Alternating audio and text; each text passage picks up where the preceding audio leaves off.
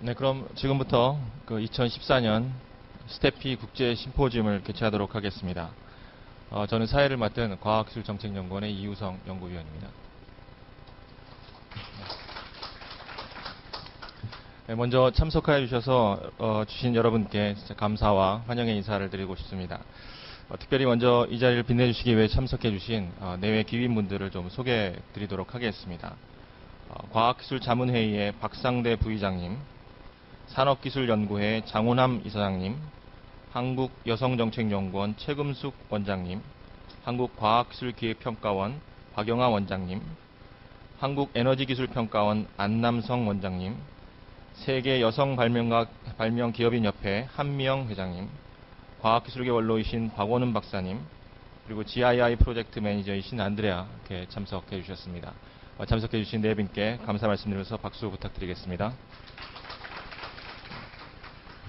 바쁘신 일정 가운데서도 저희 스테피 국제 심포지움에 참석해 주신 많은 내외 기빈분들과 참석자분들에게 진심으로 감사를 먼저 드리겠습니다. 먼저 국민의례부터 하겠습니다. 모두 자리에서 일어나서 정민의 태극기를 향하여 주시기를 바랍니다. 국기에 대하여 경례.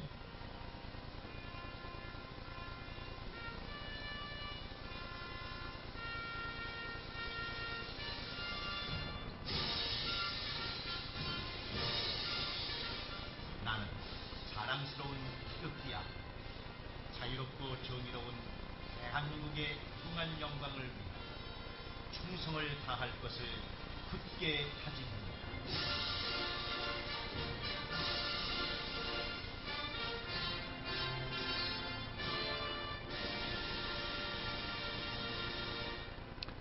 네, 바로 애국가 제창을 생략하도록 하겠습니다. 다음은 세월호 희생자에 대한 묵념하는 시간을 잠시 갖도록 하겠습니다. 묵념.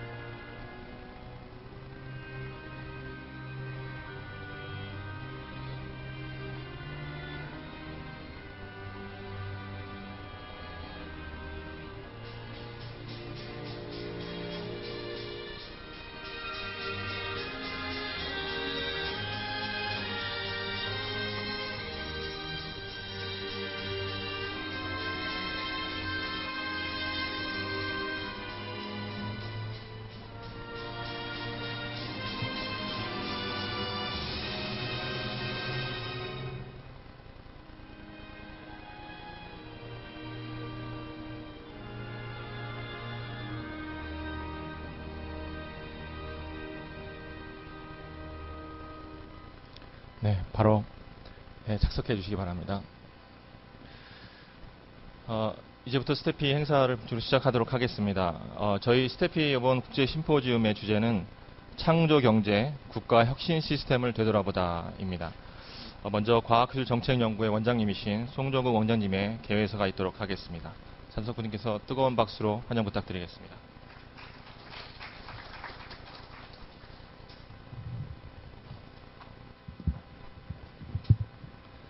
네, 안녕하십니까.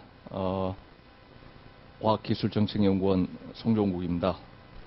먼저 바쁘신 일정에도 불구하고 스테피 국제 심포지움 개최를 축하하기 위해 참석해 주신 박상대 국가과학기술자문회의 부의장님께 감사 말씀을 드립니다.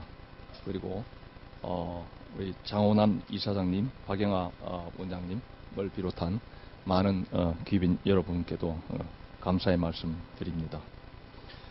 또한 오늘 심포지움 발표를 위해서 한국을 방문하신 룩 수테 마스트리히트 대학 총장님, 찰스 에드퀴스트 룬트 대학 교수님, 준서 칭화대학 교수님, 그리고 스테피의 이종원 부원장님, 모든 분들에게 환영과 감사의 인사를 드립니다.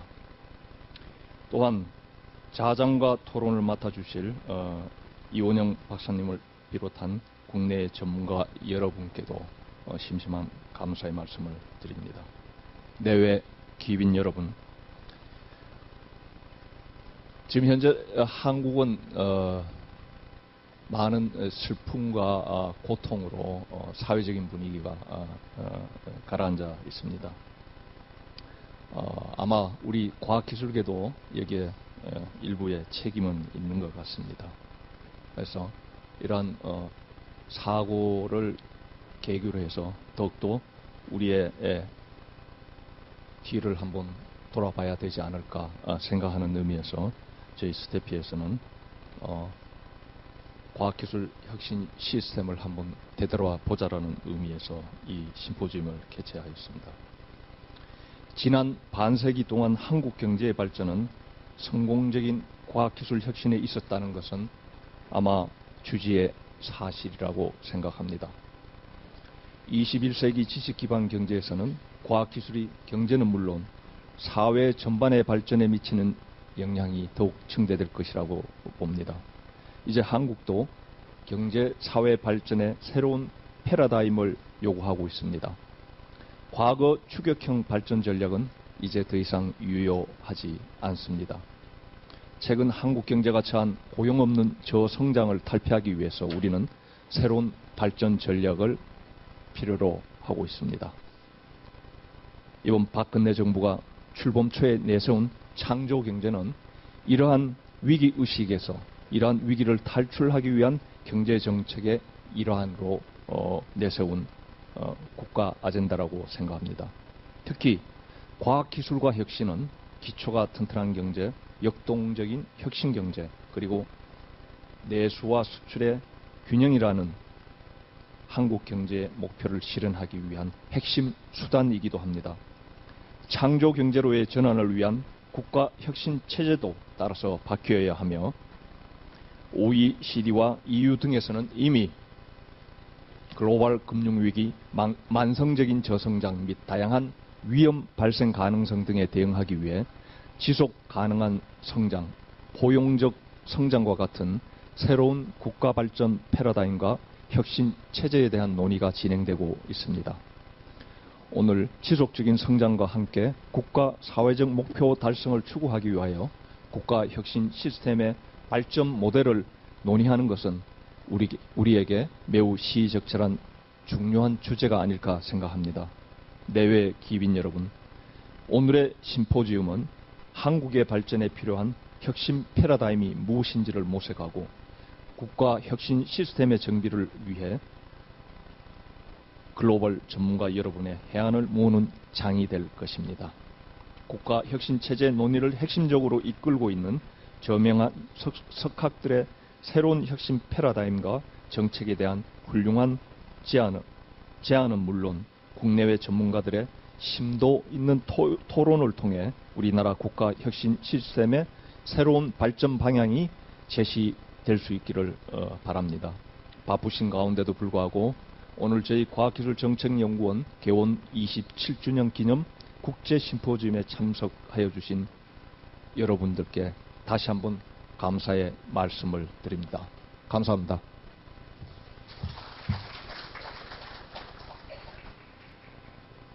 이어서 바쁜 일정 가운데서 이 자리에서 참석해 주신 과학기술자문회의에 박상대 부의장님의 축사가 있으시겠습니다. 뜨거운 박수로 부탁드리겠습니다.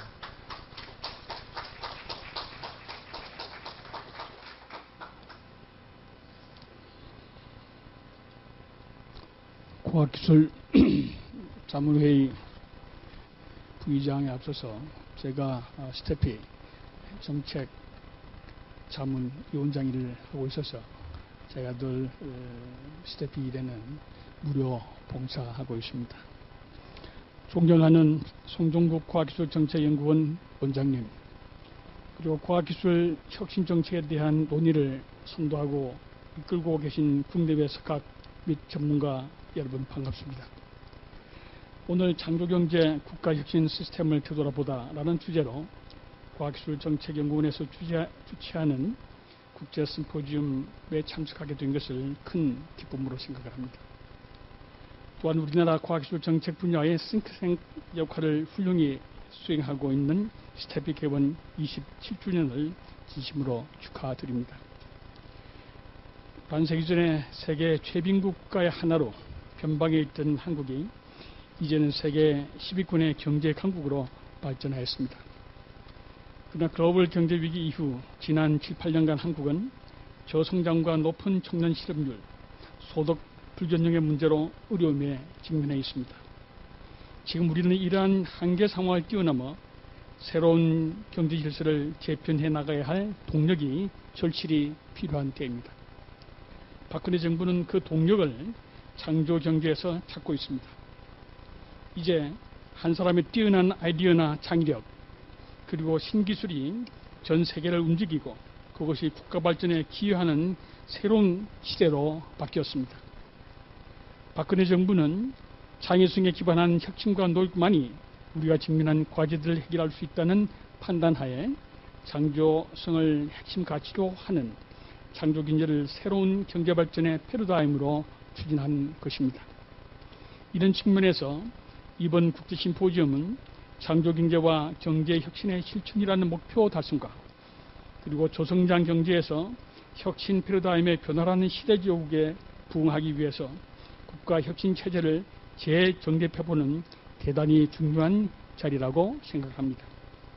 아무쪼록 이 심포지엄이 지속가능한 한국형 혁신 시스템의 발전 모델과 역할을 탐색하는 유익한 자리가 되기를 기대하며 이를 통해 상호 보완적이고 발전적인 교류의 장으로 계속 이어나가기를 바랍니다.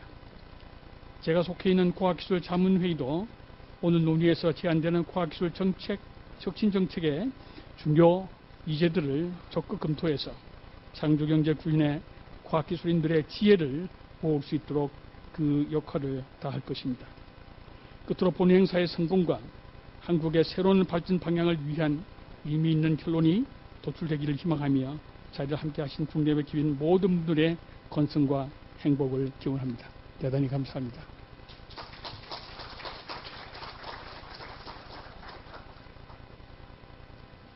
네, 바쁘신 와중에도 저희 스테피 국제심포지엄에 오셔서 귀한 격려와 축하의 말씀 나누어주신 점 다시 한번 진심으로 감사드립니다. 이제 2014년 스테피 국제심포지엄을 본격적으로 시작하도록 하겠습니다. 올해 주제는 저희가 잡은 것이 창조경제 그리고 국가혁신 시스템이라고 하는 키워드를 가지고 올해 주제를 잡아왔습니다. 말씀해 주신 대로 저희 스테피에서는 이미 1990년대 후반부터 한국의 국가혁신체제라고 하는 한국 국가혁신 시스템 NIS에 대한 내셔널 이노베이션 시스템에 대한 연구들을 계속적으로 진행을 해왔었습니다. 특별히 저희가 이제 추격형 혁신 시스템에서 창조형 혁신 시스템으로 발전해 나가는 과정에 있어서 어떻게 저희가 해안들을 모을지에 대해서 논의하면서 특별히 국내에 많은 석학들을 모시고 이런 심포지엄을 개최해야 된 것을 굉장히 큰 영광으로 생각합니다. 그래서 먼저 저희 네덜란드의 마스트리히트 대학의 총장이시면서 여러분들 굉장히 잘 아시는 Economics of Industrial Innovation의 저자이신 룩소테 총장님께서 발표를 해주시도록 하겠습니다. 발표의 주제는 From Creative Destruction to Destructive Creation. 박수로 맞으시기 바랍니다.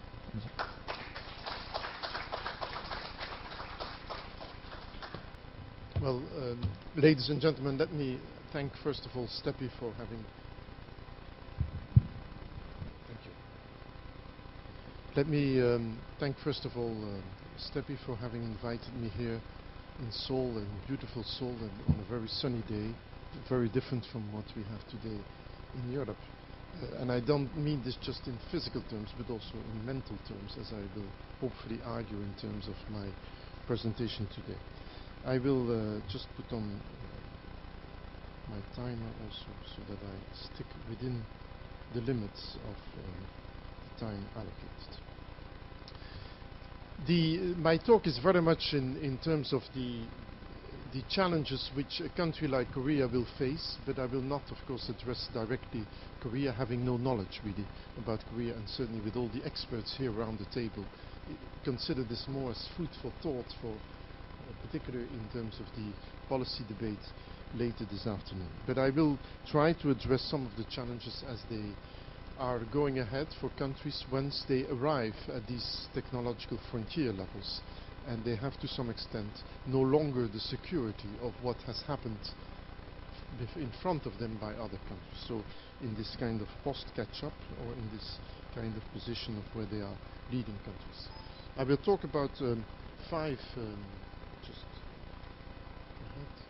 I will basically make 4 reflections. First of all, reflections on the area we represent, technological change, innovation, and the implicit way of why these areas are always considered in a very positive environment. Why do we have always a generally positive view about science, technology, and innovation? And the way this is very much related to opportunities. And as people see opportunities, their creative talents can express themselves by exploiting those opportunities. And the question I will try to address is basically along the line of this whole talk about what there is more than these individual creativities and allowing those to blossom. What there is more if we want to talk about a broader macroeconomic creativity in terms of benefits. I use this in terms of terms which is called creative destruction and destructive creation. I'll come to that. I'll try to explain that in the second part of my talk. And I'll then to move on to 3 examples of such destructive creation. I'll conclude by challenging a little bit the science and research communities and try to observe also what are features of destructive creation in research today. These are very much, as I said, provocative statements. They are basically to challenge you to think a bit further than what we are used to. And from that perspective, they're based on my personal experience in the first part. They're based also on, of course, the literature which I've read myself and my own research experience in the field of industrial innovation. So let me just start a little bit from a very personal reflection. I guess like most other researchers, we seek for research excellence, and so have I done in all my life and my research life, and such as my colleague here also have a sprue history, as many people have, as we were reminded by the president of STEPI. The expertise in this area comes from a number of areas, and it could be coming from the US, of course, in terms of a leading country in terms of science and technology policies since the 50s. It could come from places such as the UK, Sprue, or Manchester in the UK. It comes from a couple of places where there are research groups which existed. And like many of my researchers, we've always been interested in carrying out excellent research. But at the same time, of course, in carrying out excellent research, we've also been trying to change the environment within which we carried out that research. So to some extent change the opportunities which are around you. And so there is an interaction in terms of opportunities which you face, which you try to optimize for your own personal need, personal satisfaction, and then benefit from these changing environments in terms of finding new opportunities for entrepreneurial research. To some extent, this is the research creativity I'm talking about, and this is very much, I think, also some of the aims we are discussing here in terms of the 3-year program which the Korean government has today. And what you observe, of course, is very much that these skills you require as a research entrepreneur in terms of these challenges, etc., that these skills are typically not straightforward in academics, and that academics is very much an individual excellence research activity, which is often based on the search for reputation, the search for recognition, the search for citations, etc. So to some extent you, in my view, and this is very much a personal reflection which I'll come back at the end of my talk to, it is that if you really talk about research entrepreneurship in terms of organization, you need very different skills from the research skills which you need as an individual researcher. And I've called this humility. I don't know if this is the correct word, but it is indicative of the whole line of my talk, of what I will try to talk about, which is basically that you try to find ways, opportunities, which either are opportunities which you satisfy your own personal individual needs, which are very much a function about the career perspectives you have, your individual career opportunities, or alternatively you put this in function of some other more broader, more general, more team aim, which could be this interaction with the environment within which you operate, and which could involve other features. And so my first issue is really, come back to that, is that this is really possibly highlighting a difference between, on the one hand, the search for individual reputation, individual recognition, and the search for changes in the organizational environment within which research is carried out. I've called this here this kind of interaction between knowing as social scientists in general that the divine glory of the ego is socially a great nuisance, yet as individual academic researchers we are all obsessed by it. And so we love recognition, but primarily with respect to ourselves, whereas if you look at it from a social perspective, it is really the recognition at a broader level. Anyhow, this is a sort of an issue which I'll come back to in the end when I will reflect on research. But let me come to my main challenge and my main issue, which I would like to bring before you. And this is this kind of vision we've had in this whole area, and going back from the early 50s down to the 10s in the last period, is this continuous, very clear interaction between innovation studies and positivism. Innovation is good for you appears a common feature of most science, technology, and innovation studies over the last decades. And in some of the presentations when I made this first talk and I first presented some of those ideas here at SPRU for the Maria Hoda annual memorial lecture, I put in a Guinness advert here, because Guinness, if you remember, the Irish beer always had Guinness is good for you. And the issue about Guinness being good for you is that it had a different contexture, which has a lot of antioxidants in this beer, and that apparently is good for the blood circulation, etc. And at the time when Guinness was I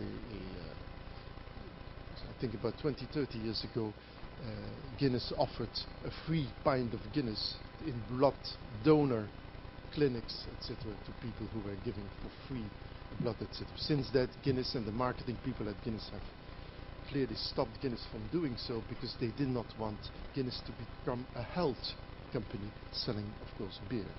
And so, but it's a good idea to see that this idea that innovation is similarly is good for you, and it's good for the health of the economy. There is a similarity there which is striking. And of course the issue is that this is to some extent surprising, because I think many of us have learned in their academic environment that innovation failure is much more common than innovation success at the micro level within companies. And that basically, I refer back to the old SAFRO project at the Science Policy Research Unit in Sussex, which highlighted that learning from failure was much more interesting than learning from success, because it was out of these failures that you could see really those variables which were common in each of these micro cases of innovation failure, and the similarities in there pointed to some features which could indeed be avoided in terms of innovation processes. And from that perspective, the issue about how you could improve innovation was very much related to the acceptance that in generally innovation fails rather than is a success.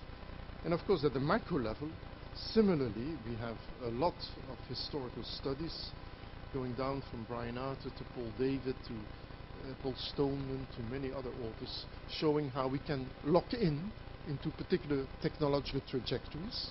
We are locked in a combustion fuel engine in the motor car industry for years. We've been locked in various technologies with very significant consequences for the long term. That is that the adjustment from one position to another, think for instance about the ecological challenges we are facing today, it's very difficult to get out of one technological trajectory into another, even if we adjust in terms of prices, because this locking in means that we are basically stuck with particular technological infrastructures, technological features. And so again here too, failure in the sense of the long term at the macro level, there is a lot of evidence about how certain systems of technology have failed. Systemic failures are also very characteristic of the introduction of new technologies.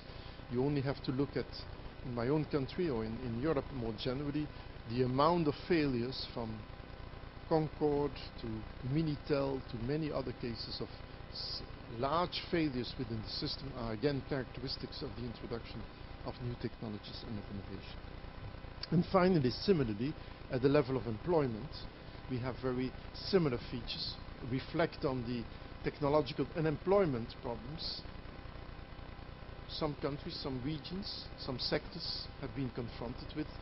With Chris Freeman, I've written a lot on the issues about the interaction between technology and employment, and the issue about how technologies will displace particular employment, particular skills, etc., which could lead even at a macroeconomic level to substantial macroeconomic problems, is also something where the literature is full of those features. So how come that at the policy level we have this continuous, totally positive view about science, technology and innovation? Well, as I try to argue, the reason for this is that we have interpreted these failures as challenges, as structural change challenges, which we've defined as creative destruction. And this creative destruction notion, as it goes back to Joseph Schumpeter, is very much a notion which is trying to highlight the structural change which occurs either at the level of an organization, challenging an organization, by which some organizations will indeed die, but new organizations will emerge, and as such, at the macro level, structural change of this kind of creative destruction type is positive. It allows the system to move up to a higher level, to get through a transition, so to say, to a higher level of economic growth, economic development, welfare, whatever. And so Schumpeter, and whether this goes through a period of crisis, such as in Schumpeter's long-term work, the whole socialism, democracy, capitalism, in which he described this long-term cyclical movement of the way this occurred, or whether you go to the earlier young Schumpeter in terms of the entrepreneurial innovator, so to say, who was really challenging the established order. In both cases, the structural change leads ultimately to a better, improved, higher level of development. And so there will be, the cost will be, the destroying feature are the few incumbents, the few large, possibly companies, institutions, organizations, which are being destroyed to the benefit of many newcomers. That is really the core, the essence of this notion of creative destruction.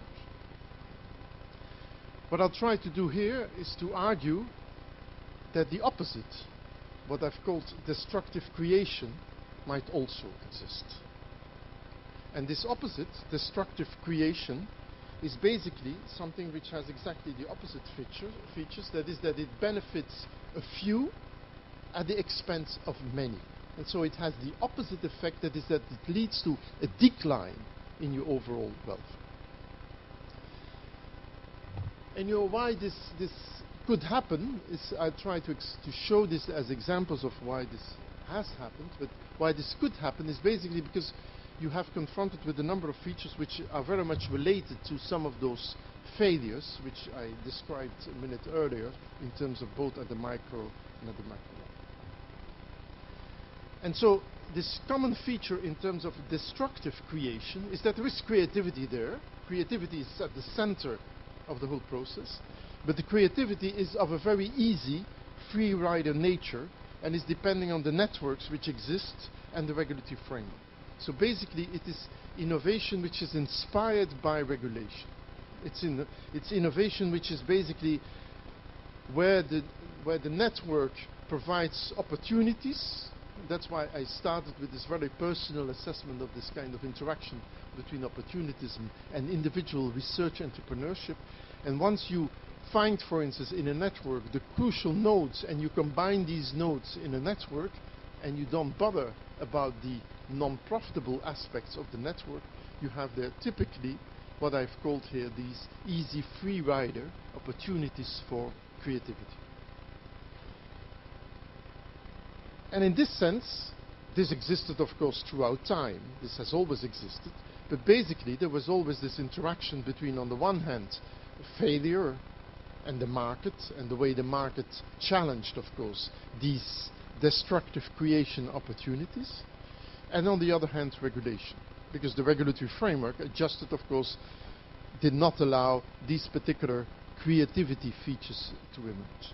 But my point is that why these possibilities for destructive creation have blossomed over the last 10 years, more or less, so to say, 10, 15 years, is basically because of the way in which the systems have become much more transparent, globalized, and in which information and communication technologies, digital technologies, have of course played a major central role.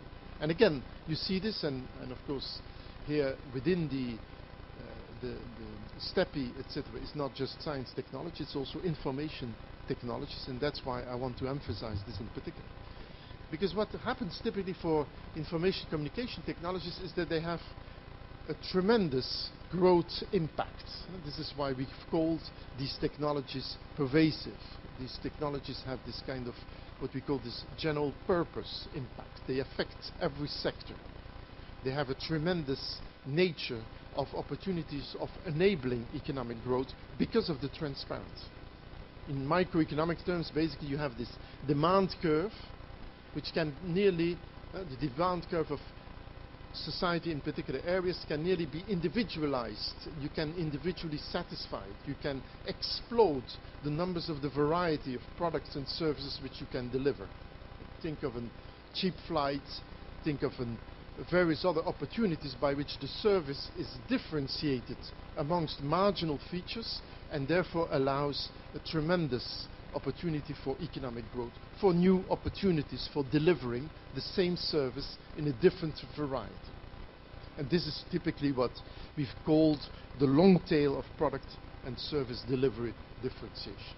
You can expand this, and according to every need, the high income, the high price variety versus the low price variety, you can differentiate each of these services, so to say. And of course this has had a tremendous growth opportunity, growth impact, welfare impact. The consumer wants along the full consumer curve have been more or less satisfied. And these new versions have been explaining the tremendous growth of new sectors as they have emerged. New growth sectors in the high segment or in the low consumer segments. The question though, and this has been addressed by many authors already of course, is the extent to which such differentiation, thanks to information communication technologies, thanks to these digital technologies, to what extent this also has led to the opportunities for, again, opportunities and innovation for cherry picking, for just providing the service of the segments of demand which are the most profitable ones at the expense of the less profitable ones. So what you get is basically that the full service delivery has been reduced. And this is very logic, because the regulatory framework, which basically existed about one service for everybody, is now exploded, so to say, in terms of a differentiated service delivery, and the universal principles of universal service delivery are just limited to some basic characteristic of access to the product. Think of services in the telecom area, or services to internet, or services also of electricity, of water, of train, of mobility, etc. In each of these areas, you could say, and the statistics show this, it has become increasingly expensive to be poor. Because in generally it are the poor segments of your society who of course were benefiting from the universal service provision. And by the explosion, so to say, of the service delivery, that part of the demand curve has been, on the one hand, a demand curve which has been actively exploited. Think of cheap travel, or think of cheap mortgages, or various other forms of innovation at the bottom end of your demand curve. But at the same time, it has also become increasingly expensive to be poor, because you will have to pay for each of those services, whereas before they were often within the internal subsidy of the total service delivery, they were part of those same services. And from this perspective, it's surprising whether, and you will see in my examples which I will use of this kind of destructive creation processes, that they each time have to do with a regulator which wasn't there, which was late, which wasn't aware of the opportunities there were in these network service delivery, of opportunities of segmenting the demand curve, and by which some parts of this demand curve have been disconnected, so to say. So regulation-driven innovation and innovation which is just inspired by circumventing regulation, thanks to digital technologies, was really in opposition to the regulator himself, which was ill-prepared in the sense that he wasn't aware of the changes which were going to happen or could happen, of the many new digital opportunities. And so to some extent, he basically did not sufficiently realize the negative social externalities or the possible systemic failures. Now all this sounds maybe too much theoretical and abstract notions, and that's why I will try to, of course, illustrate how this operates within a framework which is much more based on hard actual facts. So let me quickly move on.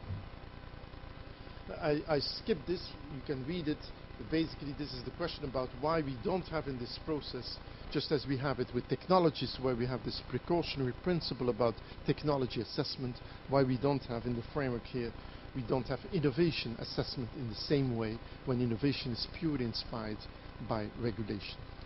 So let me come, as I said, let me come quickly to my 3 cases of destructive creation. And again, this is just to highlight that this is something which we probably didn't think, reflect at the level of science and technology policy and study science and technology policy is sufficiently about these cases, etc. And therefore there are 3 very differentiated cases, but I could present you with many other of such cases of what I've called here destructive creation. The first is, of course, the most obvious one, and the one where Korea is, of course, leading in terms of trying to address the issue, which is, of course, green technologies and the ecologically unsustainable nature of economic development we are confronted with. And, of course, that ecologically unsustainable development pattern has many elements to it. It has an element of production engineering, it has an element of distribution of goods and services. I will address myself here, I limit myself here purely to what I've called here unsustainable innovation-led consumerism. I'll come then to a second example, which is of course financial innovation, which is a very nice, and of course a very neat example of pure destructive creation. These are really financial innovations very much inspired by digital technologies, offering all kinds of opportunities and how they lead to an increase in the systemic risk at the level of the macroeconomy. And the third, as an institutional innovation, I'll just give you the example of the euro as another example of an institutional innovation with a systemic risk, whereas at the initial phase, this appeared again a typical example of destructive creation. So, as I put here, in each of these cases, the solution to these problems of destructive creation will have to be found in strengthening society's capacity to develop innovations of the welfare-enhancing, creative, destructive type, the opposite type, the ones which really lead to increases in welfare.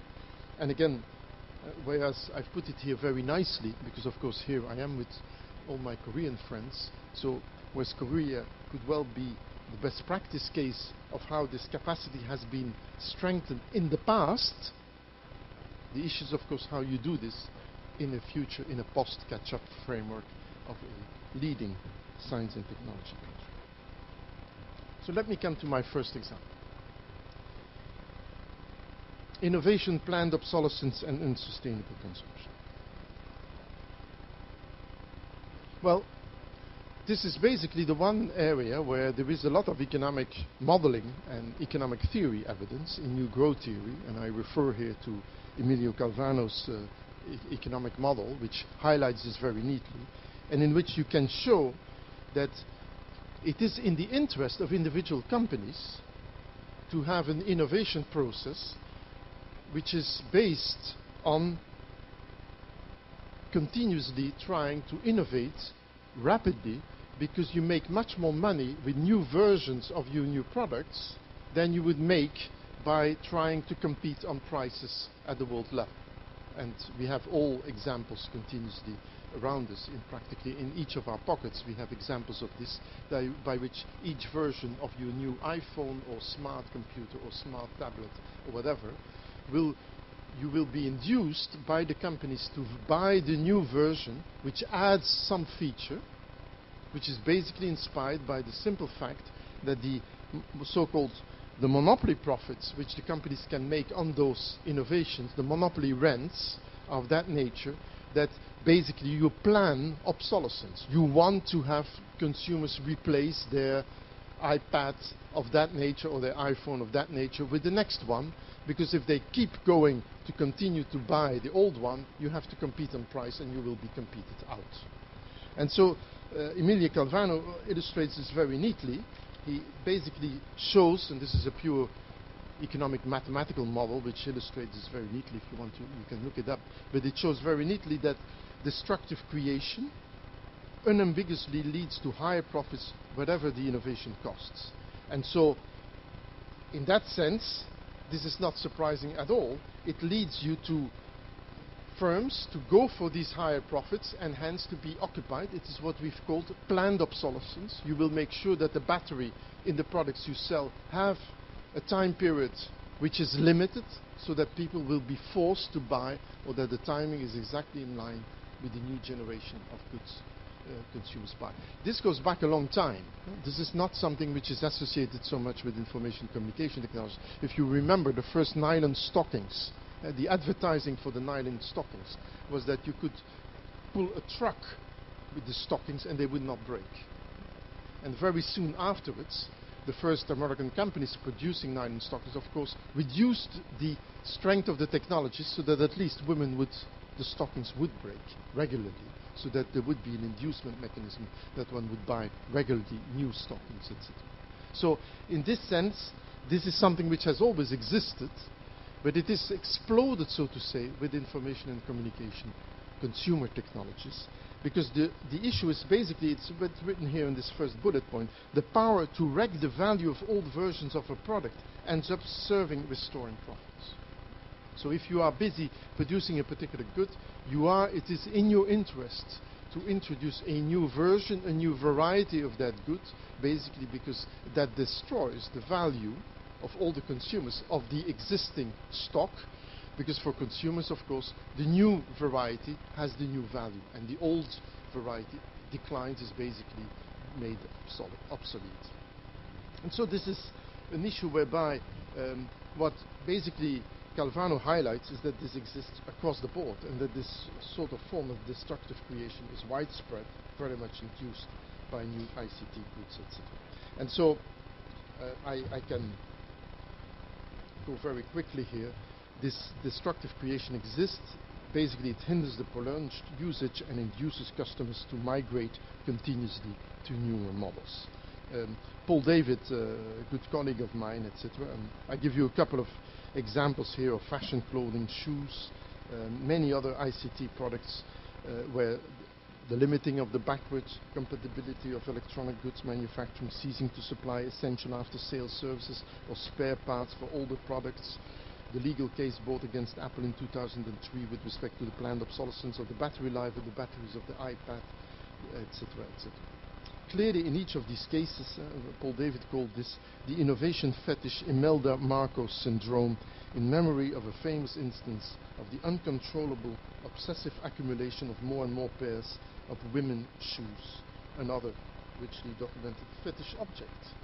But it's just to show that you can have in there a kind of never satisfied consumer needs by which our economic models are basically undermined in a system that is that companies are inspired to basically continuously consume. Well, consumers consume and companies to continuously innovate to produce new consumer goods with marginal varieties in the product itself. And as I've argued here, this conspicuous innovation consumption growth part, which in its environmental impact and ecological footprint is not only unsustainable in the developed world but also at the global level, warrants basically a shift in the process of research and innovation. This is basically, I would say, the first big challenge which you're confronted with in terms of, in this one example, of how do you move from this destructive creation to creative destruction.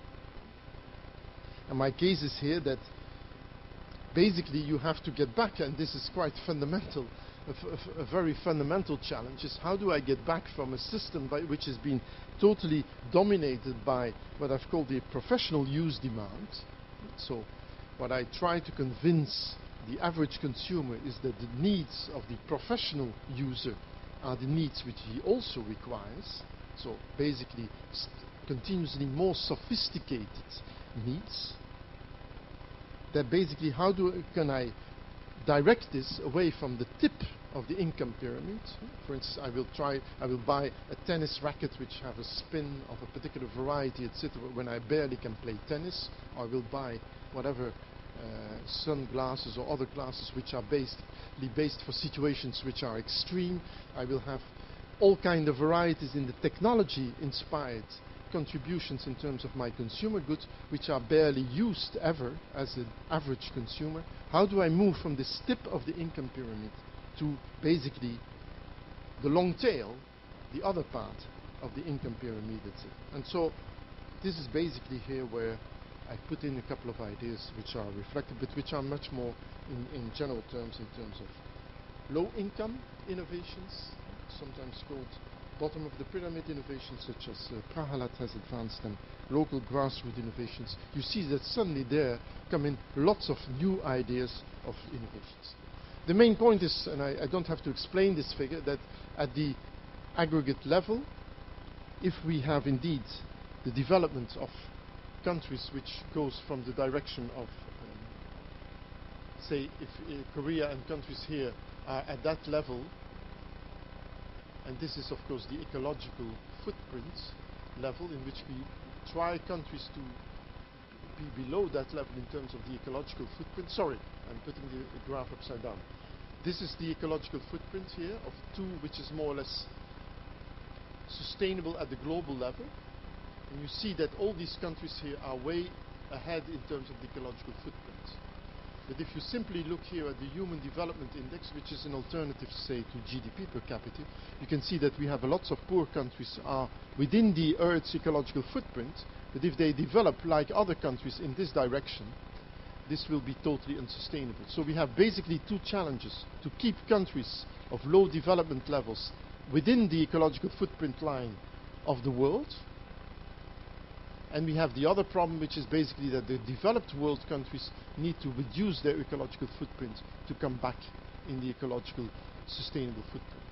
And the big danger is, of course, that if we enter into this kind of consumer path which I've described, these countries will just grow in this direction if they further develop. Just as, for instance, typical examples as the Middle Eastern countries, etc., with their very high ecological footprint consumption patterns. I will skip this given the time. I will move on to my second example, if you don't mind. You can read it in the slide there if you're more interested, but I will move quickly on given the time left. I will move on to the second example. I still have my clock here 6 minutes, so I have to speed up. The second example is the one which I think will probably raise far less issues and questions with you, because it's financial innovations. And financial innovations, and there are lots of papers which have used actually the term of destructive creation when talking about financial innovations. So they have been well studied. And again here, let me first strongly argue that financial innovations, when they were introduced, such as credit default swaps or securitization models, etc., were innovations in the real sense of the word. They were not imaginary wind-making innovations or illustration of the lack of knowledge of risk management with financial experts. Financial experts were very much aware of the risks involved in these products. They were indicated in the description of the products. The issue is that these products, at the time they were introduced, were considered as products which would be using the international dimensions of financial exchange, of financial opportunities, combining, for instance, the word securitization says it very well. You secure the risks within the package, the portfolio of various stocks and bonds which you combine in these products. The same with credit default swaps. It is precisely, again, to reduce the risks of the individual financial investor, etc. But in each case, it's exactly the example of what I've talked about. It is the example of a creativity at the individual bank level or individual product level, whereby the systemic risks are pushed to the rest of the system, to society.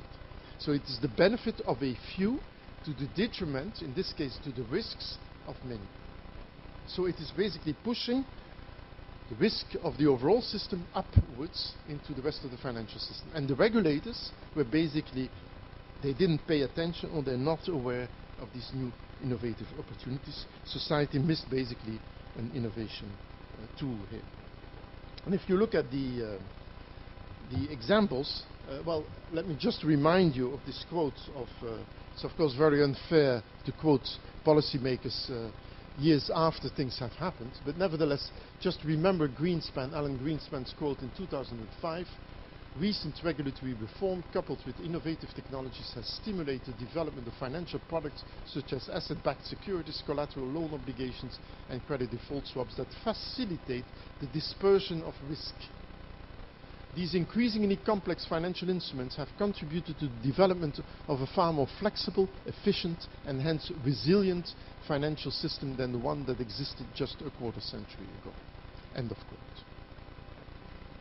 So if, in the words of the Fed chairman, this statement made in 2005, and when you see what has happened since or what has happened afterwards, you can see that typically the regulator wasn't aware at all about the way this destructive creation, innovations, would lead to an overall financial risk in the global system, based on these easy, free rider, short-term opportunities of picking out cherries to the cost of many in the same way. What then, similarly, what is then the solution to these creative or to this destructive creation innovations in the financial sector? Well, the answer, and this is the funny part, of course, the answer is very well known by most financial specialists within the sector itself. This all involves, again, creative destruction. That is that a number of incumbents, within the sector itself, there is a need for a cleanup of that sector, but the sector will, of course, never do it by itself. This is the whole idea of the Schumpeterian process of creative destruction. That is that the creativity within the sector will not emerge to do this process of creative destruction. And the specialists, of course, which know all these solutions are employed within the sector itself. So the list which I've put here just for sake of information, the list of the required reform is long. Little progress has been made. Return of transparency into accountancy, forbidding destabilizing naked short sales, banning information, hitting off balance sheets, construct responsibility of the selling agency for the information given, dropping sales provision, etc. Read any of the big advisory reports for the Bank of England, for the European Commission, etc. You'll find the whole list. Implementation, zero. And so you typically have here the example that we know what is the regulatory need, what we have to do, but the implementation, because we're stuck in this mode of destructive creation, we cannot get within that sector itself. And I think this is where, in both these cases, and I will skip, given the time, I will skip the euro, so let me move on to just pay a bit more attention to this feature here. In both these cases, you have unsustainable consumption and finance point to the negative social externalities accompanying innovation not having been addressed by regulators. And I think this is really where I think economic theory and economic insights can help policymakers. Because I think that, and referring to, for instance, to the Nobel Prize in 2007 of Leon Hurwitz, Aaron Maskin, and Robert Meyerson, it really has to do with finding the sort of design technique, the game design technique, to get behavioral changes in operation which fit you, which lead you in terms of what the regulator, what the policy maker wants. And so in this sense, as I put it here, such an architecture can be simple. It starts from the way citizens act, representing their individual freedom, whereby the mechanism design is so that human coordination mechanisms achieve higher valuations from citizens than if left at the mercy of the uncoordinated expression of their actions. And as my colleague Arnold Heertje, Dutch economist, put it once, parents who give their 2 children a cake and leave the distribution to the freedom of the kids will create conflict. Avoiding conflict without universal orders and prohibitions, a simple stimulus, A, kid 1 divides the cake and B, kid 2 chooses, will do. In society, it is no different. I'll conclude, ladies and gentlemen, because my time is up, with just the last part, which I just draw your attention in the conclusions that you as a country, just as the Netherlands or Europe as a country, is confronted with the way in which we generate and we allow creativity to lead us ahead in terms of creating more welfare. And in that challenge, the challenge is, in my view, not just that we should go continuously for the process of saying that every innovation is good for you, but that the situation is much more complex and that we have to pay much more attention in the way these innovations lead indeed to processes, possible processes of creative destruction, i.e.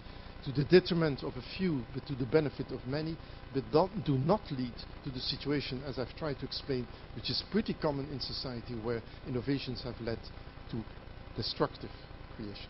Thank you for your attention.